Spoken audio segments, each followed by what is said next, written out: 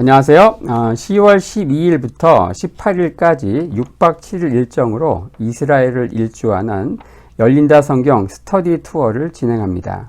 열린다 성경 스터디 투어는 단순한 성지순례가 아닙니다. 매일 아침 1시간 반씩 성경과 그리고 인문학을 주제로 공부한 후 현장을 답사하는 기독교 인문학 여행입니다.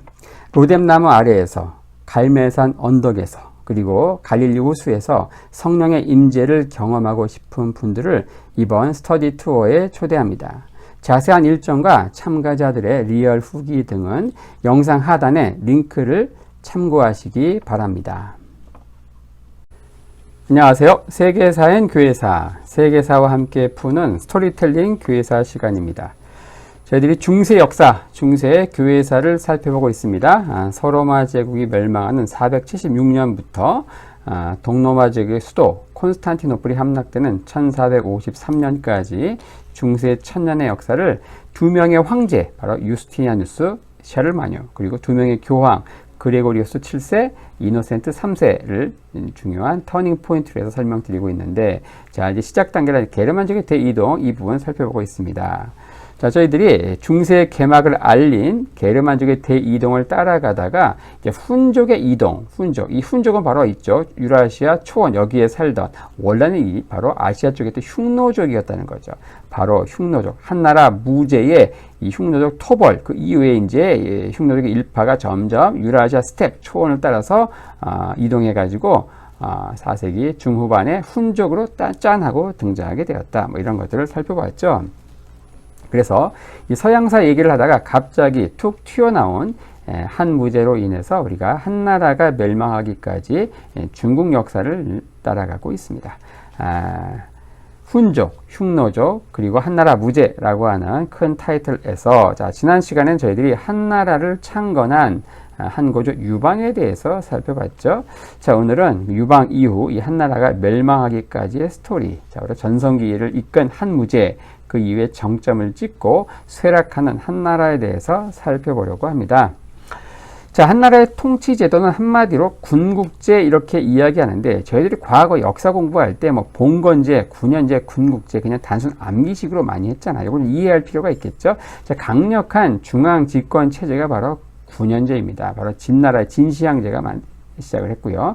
왕이 바로 군, 현, 향, 리 뭐 이런 식으로 해가지고 이제 행정구역을 만들어가지고 거기에 책임자들을 전부 왕의 측근들, 왕에게 충성 맹세를 한 왕의 사람으로 보내는 거예요. 이렇게 하면서 전국 아무리 영토가 넓어도 자신이 완전히 그립감을 가지고 통치할 수 있죠. 바로 강력한 중앙 집권 체제의 상징이 뭐냐, 바로 군현제예요. 군현제가 진나라의 통치제도였죠. 반면 이 봉건제도, 이건 주나라의 통치제도인데 이건 지방 분권 체제라고 할 수 있습니다. 황제, 천자는 자기 황제령이 있어요. 나머지 지역은 제후를 봉해서 제후가 알아서 통치하는 겁니다. 이런 그 자치, 알아서 통치합니다. 내정 불간섭. 이 제후는 어떻게 합니까? 충성 맹세를 하고 평시에는 공물을, 그리고 전시에는 병력을 제공하는 거예요. 평상시에는 그냥 알아서 통치하는 그런 체제가 바로 봉건제죠. 한나라의 통치제도인 바로 군국제는 이 군현제와 봉건제 두 개를 합친 체제라는 것이죠. 당연히 창건자 유방도 중앙 집권체를 시행하고 싶었겠죠. 하지만 감히 그럴 수 없었던 두 가지 상황, 이유가 있었습니다. 자, 첫 번째 이유는 뭐예요? 진나라가 성립했을 당시만큼, 그 진시 황제만큼의 강력한 리더십, 카리스마가 유방에겐 없었습니다. 그리고 진나라의 통치를 볼 때 급진적인 변화, 이런 것들이 꼭 플러스 요인이 아니라는 것을 잘 알았죠. 왜냐? 그 증거가 뭡니까? 이 진나라가 겨우 15년밖에 가지 않은 굉장히 단명한 제국이었다는 거죠. 자, 두 번째, 개국 공신들과 호족들이 많았던 거야. 그들의 존재 때문에 중앙 집권 체제로 갈 수가 없었다는 겁니다. 이 공신들에게 어떻습니까? 생사고라를 함께한 공신들에게 최고의 포상은 뭘까요? 바로 땅을 하사받는 제후가 되는 거죠. 그래서 중앙 지역을 제외한 대부분의 땅은 이 제후에 봉해진 이 개국 공신들에게 분배가 되죠. 한시는 초왕, 그리고 팽월은 양왕, 그리고 영포는 회남 왕에 각각 봉해지죠. 이렇게. 자, 여기 이제 군국제를 나타내는 이제 통치 형태, 황제가 직접 통치하는 지역, 그 나머지는 제후가 이제 알아서 통치하는, 자치하는 지역, 두 개가 합쳐진 형태의 군국제를 이야기했고요. 그리고 초왕, 양왕, 회남왕에 봉해진 그 지역들, 바로 한신, 팽월, 영포의 지역들이 바로 이렇습니다. 수도인 장안, 여기에 좀 떨어진 이 지역들은 바로 개국공신 제후들에게 할당이 되었다. 자, 이런 이유로 한나라는 중앙 직할 지역과 또 지방의 분권 지역으로 나뉘는 군국제를 시행하게 되는데, 이것도 나중에 이제 7대 황제인 한무제 때 가서는요, 강력한 중앙 집권 체제인 바로 군현제로 복귀하게 됩니다. 자, 건국과 함께 가장 큰 문제는 뭐였는가? 바로 흉노 문제였다. 흉노는 나라 밖에 골치 아픈 적이었는데, 자, 중국이 통일할 당시 흉노도, 북방 유목민 흉노족도 통일을 이루었죠. 바로 묵툭이라고 하는 걸출한 리더십이 등장하면서 결국 통일하게 됩니다. 그리고 진나라의 진시 황제가 만리장성을 축조한 것, 이것도 바로 그들의 대결 구도, 이 한족과 북쪽에 있는 북방 유목민, 특히 흉노족과의 대결 구도가 얼마나 심각했는가, 그 심각성을 단적으로 보여주는 상징물이 바로 이 만리장성이었다는 거예요. 자, 지도와 함께 보면은요, 바로 한나라가 시작할 당시, 과거 진나라 영토가 이래했죠. 북쪽에 이 만리장성을 쌓았는데 바로 이 흉노 제국이 이제 등장했기 때문에 그렇다는 거예요. 바로 이 흉노가 이제 쳐들어오게 된다. 한나라가 건국할 당시 흉노도 바로 묵툭이라고 하는 지도자 밑에서 이제 통일을 이루면서 제국이 된다. 그러니까 둘이 한판 붙는 게 이제 남은 거죠. 반드시 흉노 문제를 해결해야 했습니다. 왜냐? 흉노가 만리장성을 넘어서 침략해 왔기 때문이죠. 자, 유방도 나름 자신감이 뿜뿜했어요. 왜냐? 이 항우라는 이 강력한 적을 물리쳤고요. 대제국을 세운 직후였어요. 그리고 수많은 반란을 또 진압했던 상황이었기 때문에 뭐 이런 상황에서 자신감이 없다고 하면 문제겠죠. 자, 주전 200년 백등산에서 한판 붙습니다. 하지만 여기서 어떻게 되죠? 우리가 이미 한번 다루었죠. 굉장히 참혹하게 박살납니다. 그냥 박살이 아니고 완전 개박살나는 거예요. 황제인 유방이 포로가 될 뻔했으니까 거의 말라했죠. 자, 이후에 이제 흉노를 형님으로 모시는 굉장히 굴욕적인 조약을 맺습니다. 매년 비단과 공주를 바치는 이제 신세가 됐는데, 자, 이건 당시 중국인들은 크나큰 엄청난 충격, 트라우마였죠. 이 천하를 통일할 때 기세는 어디 갔는지, 와우, 중원 최강의 군대가 고작 이 북방 유목민이 흉노에게는 이 정도밖에 안 된다는 건지, 참 제대로 주제 파악을 하게 만든 게 바로 백등산 전투였다는 거죠. 과연 유방은 국내용이란 말인가? 사실 당시 한나라는요, 내부적으로 개국 공신을 숙청하는 과정이었기 때문에 한신, 팽월, 영포와 같은 명장들을 이 전투에 기용할 수 없던 상황, 이런 것도 사실은 전력상 매우 뼈아픈 일이었긴 합니다. 자, 그 이후에 이제 공신 제거에 본격적으로 들어가는데 어떻습니까? 유방은 이제 창건자인 유방은 어때요? 자신이 죽은 후 사후를 걱정하게 되죠. 자, 늘 이 지방 실력자를 어떻게 다루느냐, 이것은 바로 중앙정부의 큰 숙제였죠. 이걸 해결하지 못하면 주나라 꼴이 나는 거예요. 자, 굴욕적인 조건의 화의지만 외부의 가장 큰 적인 흉노 문제는 이제 임시로나마 이제 봉합이 됐습니다. 이제부터 이제 본격적으로 뭘 하느냐? 바로 공신 제거에 들어갑니다. 건국 초기에는 내부의 기틀을 잡는 게 우선이었는데, 바로 개국 직후부터 최대 고민은 바로 공신들의 처리였다. 후손들에 대한 이제 근심인데, 자, 유방 입장에서는 자신과 함께 전장을 누비던 이 호랑이 같은 제후들 사이에서 자기의 자식들이, 후손들이 과연 길을 펼 수 있을까? 당연히 고민하지 않을 수가 없었겠죠. 황권을 다지려면 어때요? 공신들을 처단할 수밖에 없다. 공신 처단, 그 이후에 황권 강화로 가는 거죠. 자, 이런 가운데 개국 공신들은 전부 어떻게 해요? 팽당하는 겁니다. 여기서 나온 말이 토사구팽이다. 사냥이 끝나면 어때요? 사냥개가 필요 없어지는 거죠. 정확히는 이 공신 제거는 유방이 아닌, 우유부단했던 유방이 아닌 그 아내, 와이프인 여후가 합니다. 한신을 비롯한 개국 공신들을 모조리 처리하게 되죠. 하지만 한나라는 이 공신의 시대를 접은 대신 어떻습니까? 유방이 죽은 이후에 그 와이프인 여씨 천하가 되는 거예요. 그러면서 소위 말하는 외척의 시대를 열게 되죠. 자, 유방이 죽고 한나라는 황후인 여후 그리고 여씨 집안의 천하가 된다. 바로 여씨 천하, 여씨 세상이 열리게 되는데, 자, 유방이 죽고 여후는 어린 황제를 대신해서 섭정을 하게 되죠. 중국 역사상 이렇게 해서 최초의 섭정 여제가 등장하는데, 이 여후에 대해서는요 상반된 평가가 있습니다. 뭐 좋게 보는 분들은 매우 이성적이었다. 나쁘게 보는 사람 매우 악한 인물이다 이렇게 얘기하는데, 어쨌든 긍정적으로 보면은 그녀는 이 특유의 냉정함으로 마음이 약했던 우유부단했던 이 유방을 대신해서 공신 처단의 임무를 완벽하게 수행하죠. 하지만 악하게 보는 사람들은 유방이 죽은 이후에 유방의 애첩들과 또 유씨 왕들을 모조리 제거합니다. 심지어 자신의 손자인 3대 황제 유공을 또 직접 죽여요. 손자를 죽여요. 그래서 유씨를 대신해서 여씨 세상을 만들기 위해서 모조리 이 조정 요직에 친인척을 앉히죠. 그래서 중국 역사 최초의 악녀이자 3대 악녀로 평가되는데, 여우와 함께 3대 악녀가 누군가 바로 측천무후 그리고 여태후 이렇게 해서 세 명이 바로 3대 악녀이다. 자, 유방의 애첩인 척희를 굉장히 잔인하게 죽였고요. 그리고 한신에게 누명을 씌워서 그 집안을 완전히 멸족시켰고요. 그리고 공신, 팽월은 죽여가지고 완전히 젓갈로 담그는 등, 와, 이 여우는 이제 이런 것들 때문에 악녀로 후세인들이 평가하는데 결정적인 역할을 하게 되죠.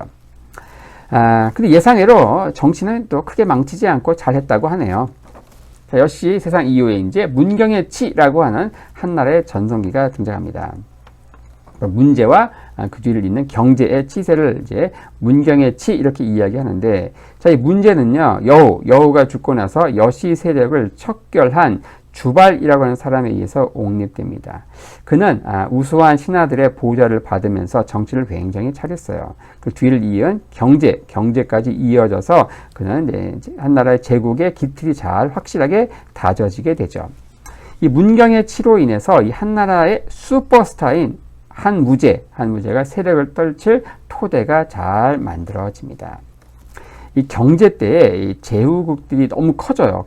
그래가지고 이 제후국들을 작게 만드는 축소책을 추진하게 됩니다. 그런 가운데 위기의식을 느낀 이 제후들, 그러니까 오나라, 초나라 등 7개 제후국들이 연합해가지고 반기를 들게 됩니다. 그게 바로 5초 7국의 난인데, 주전 154년 이 난은 3개월 만에 평정되게 되죠. 자, 바로 오나라, 초나라를 중심으로 해서 7개의 그 제후들이, 왕들이 바로 한나라 수도 장안을 공격하는 이런 상황이 펼쳐지는 거죠.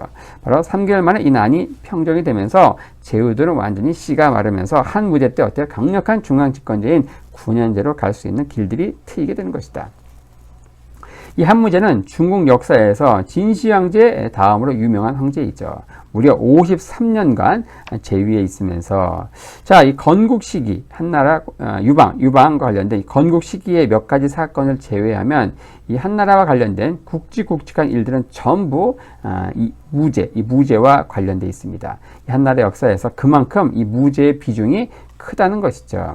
그는 이제 군국제를 없애고 군현제로 바로 황제가 강력하게 전 영토를 이제 강력한 그립감을 가지고 통치하게 됩니다. 군현제. 5초 7국의 난, 바로 직전에 있었던 경제 때 일어났던 그 제후들의 반란, 그게 이제 평정이 되면서 당연히 이제 군현제로 갈 수 있는 길들이 딱 트인 거예요.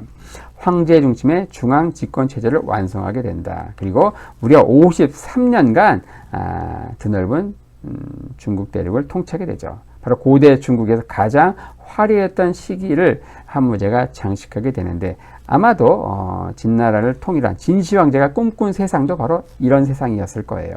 하지만 그는 너무 빨리 죽었죠. 죽지 않으려고 발버둥 치다가 결국 이것저것 먹다가 수은 중독으로 결국 죽게 되죠. 이 한무제의 통치기는 한마디로 흉노정벌에 올인한 것으로 표현할 수 있습니다. 바로 한무제의 흉노정벌과 관련해서는 제가 세계사행 교회사 29번 영상에서 좀 자세히 다루었으니까 여기서 간략하게만 언급하겠습니다. 좀 디테일한 부분 알기 원하시는 분들은 29번 영상 참고하시면 좋겠고요. 자, 창건전 유방이 흉노를 치러 갔다가 어때요? 바로 저승문턱까지 갔다 온 이래 한나라는 계속 수십 년간 엄청난 조공을 바쳐왔죠. 비단을 바치고 또 공주를 바치고 그랬어요. 이게 사실 중원 황제의 체면이 말이 아니었던 거죠. 자, 한무제는 이제 흉노 토벌을 통해서 가장 큰 게 뭐냐? 흉노를 제압함으로써 이 중국인들의 북방 오랑캐 공포증을 제거한 겁니다. 진시 황제는 백성들에게 공포감을 안겨주었지만 이 한무제는 어때요? 공포를 없애줬다는 거예요. 그에게 붙여진 칭호, 무제, 이것도 무제 어때요? 무, 싸울 무자잖아요. 바로 이 힘으로 큰 업적을 남겼다는 뜻의 무제, 이게 이제 사후에 주어진 것이죠. 자, 그는 여세를 몰아서 중국의 판도를 넓히고 실크로드를 열어서 동서간 교역의 길을 열어서 결국 세계사에 엄청난 획을 그은 인물이기도 합니다. 자, 어떻습니까? 한무제가 등장하기 전 이 한나라의 땅입니다. 하지만 한무제로 인해서 남쪽에는 월남, 지금 베트남이죠. 그리고 고조선, 그리고 서역 개척을 하면서 어때요? 지금 타클라마칸 사막이 이 지역까지 다 한나라 영토가 되는 엄청난 제국이 되는 거예요. 이렇게 하면서 실크로드, 이 실크로드를 상당 부분을 차지하게 되는데 어때요? 한나라의 수도인 장안 여기에서 출발해가지고 둔황 여기에서 이제 타클라마칸 사막 북쪽으로 가는 길 천산산맥, 남쪽 쿨륜산맥으로 가는 길 쭉쭉 해가지고 사마르칸트, 부하라, 사슈켄트 이런 식으로 해가지고 어떻습니까? 쭉쭉 해서 바그다드를 거쳐서 다마스커스를 거쳐서 어때요? 콘스탄티노플까지 이어지는 이러한 실크로드, 바로 이 지역까지 전부 한나라가 먹게 되었다는 거예요. 한나라가. 예. 엄청난 인물이긴 하죠. 자, 한무제 간략히 한번 살펴봤고요. 한무제는 이제 한나라의 통치 이념으로 유교 사상을 통치 이념으로 채택을 하게 되죠. 그리고 현재까지 아시아 전체에서 강력한 영향력을 발휘하는 게 바로 이 유교 이념인데, 이렇게 해서 유교는 공자에 의해서 탄생한 지 무려 400년이 지나서 대박 빅히트를 치게 되죠. 한나라는 창건자인 유방 때에는 어때요? 도가 이념에서 출발합니다. 진나라가 너무 엄격한 법가를 채용해서 백성들을 피곤하게 했다는 판단에서 이 도가를 이제 출발할 때 이제 채택하는데, 도가는 어떻습니까? 무위자연, 바로 넉넉하고 자유로운 분위기, 이런 들었다리 저런 들었다리 이런 식으로 살아가는 거예요. 그러니까 넉넉하고 자유로운 분위기로 이끌고자 한 결정이었는데, 하지만 이런 애매한 이데올로기가 제국의 통치 철학이 될 수는 없었죠.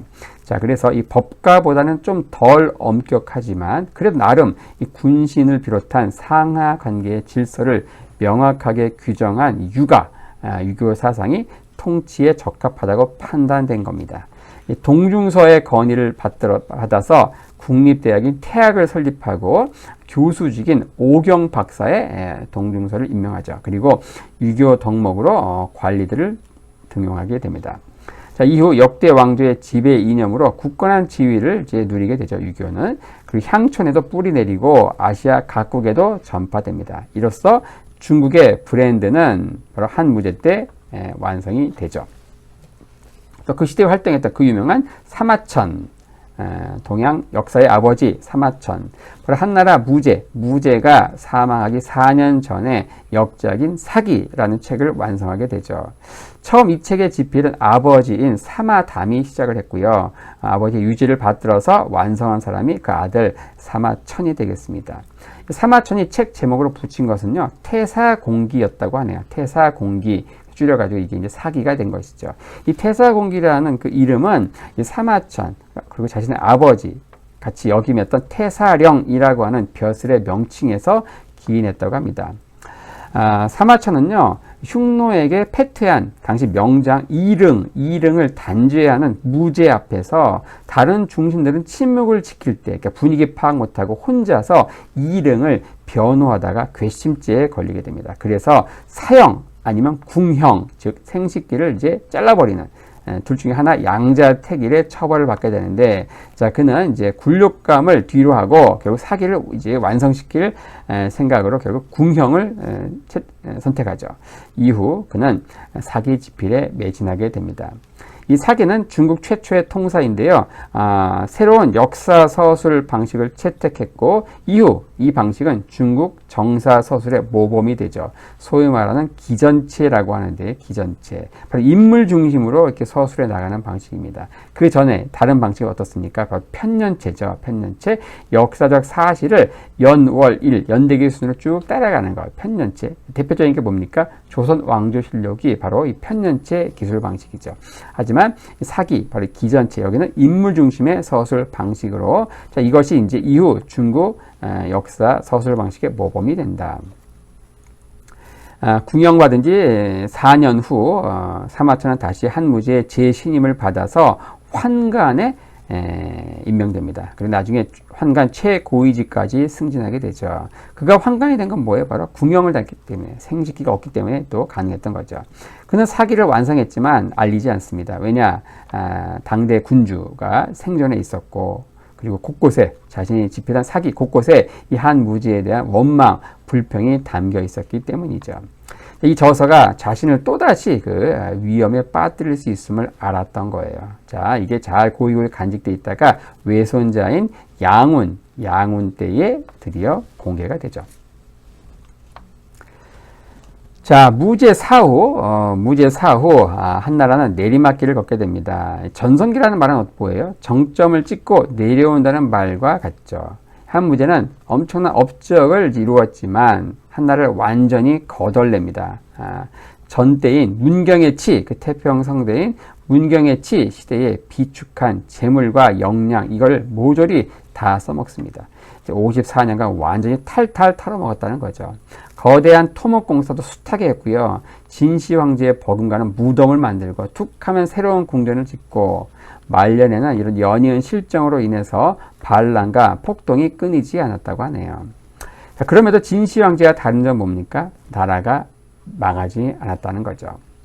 이렇게 당대에는 자신의 이름을 남기지만 대신 나라 전체를 시원하게 털어먹은 왕들은 역사에 부지기수로 등장하죠. 심각한 재정 적자, 그리고 백성들의 삶은 위태위태했고요. 불행히도 뒤에 재위를 이은 황제들은 전부 하나같이 찌질이들이었다. 그러면서 한나라는 한무제 사후 순식간에 쇠퇴의 길로 들어서게 된다는 것이죠. 그러면서 한나라가 바로 외척 왕망에 의해서 멸망하게 되는데 그게 바로 주후 8년입니다. 왕망은 신나라를 창건하는데 고작 15년밖에 가지 않네요. 바로 진나라. 진나라도 딱 15년 가거든요. 진나라하고 똑같네요. 진나라. 이름도 비슷하네요. 그래서 신나라는 별로 기억하지 못하죠. 우리가 15년밖에 가지 않았기 때문에. 신라면은 들어봤지만 이제 신나라는 별로 들어보지 못했을 겁니다. 중국 역사에서는 잘한 건 없는 나쁜 놈의 대명사가 바로 왕망이에요. 왕망. 자, 그래서 중국인들이 왜 이렇게 하는가? 중국인들이 가장 사랑하는 그 한나라를 멸망하게 만들어서 그런 걸 거예요. 바로 주나라를 멸망시킨 바로 서쪽의 오랑캐 융을 그 앞에다 뭘 붙이니까 개견자, 이 개 같은 융 해가지고 견융 이렇게 얘기하는 것처럼 이 한나라를 망하게 한 이 외척 왕망을요 뭐라고 하는가? 망탁조이라고 합니다. 이 망탁조이는 나라를 말아먹은 대표적인 4명의 인물을 얘기하는데 여기에 왕망, 동탁, 조조, 사마이 4사람이 들어갑니다. 한마디로 역적, 판타스틱 4라고 할 수 있는데 그 망탁조이 4명의 인물 가운데 왕망은 여기서도 선두주자가 된다는 것이죠. 자, 이렇게 하면서 우리가 이제 한나라의 멸망, 한무제 이후 한나라가 멸망하게 되는 과정까지 한번 살펴보았습니다.